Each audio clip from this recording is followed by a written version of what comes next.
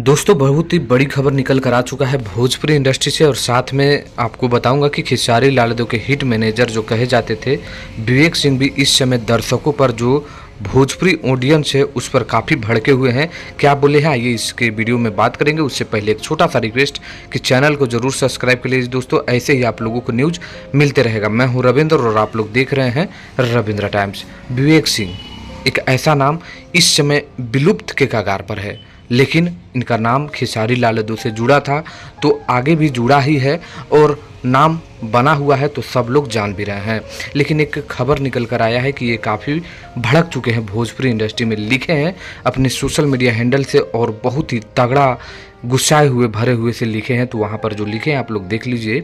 लिखे हैं कि वाह रे भोजपुरी के ऑडियंस, वाह रे भोजपुरी के ऑडियंस, सारे भोजपुरी सिंगर को मिला के भी इस नवरात्र देवी गीत में 50 मिलियन व्यूज़ तक नहीं मिला। जियो 50 मिलियन तो दूर दोस्तों, और किसी भी सुपरस्टार सिंगर का 10 मिलियन व्यूज़ तक भी नहीं मिला।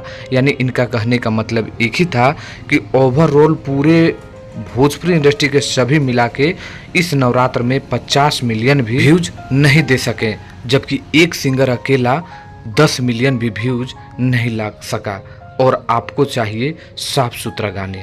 गजब, बुरा न मानो भोजपुरी है। यानी ऑडियंस पर काफ़ी भड़के कि आपको साफ सुथरा गाना भी चाहिए और एक भी मिलियन नहीं उन लोगों को सिंगर को मिलेगा तो कैसे वो चलेंगे। तो इस पर विवेक सिंह जो बोले हैं इस पर आप क्या सहमत हैं नीचे कमेंट करिए, और क्या कहना है नीचे कमेंट करिएगा।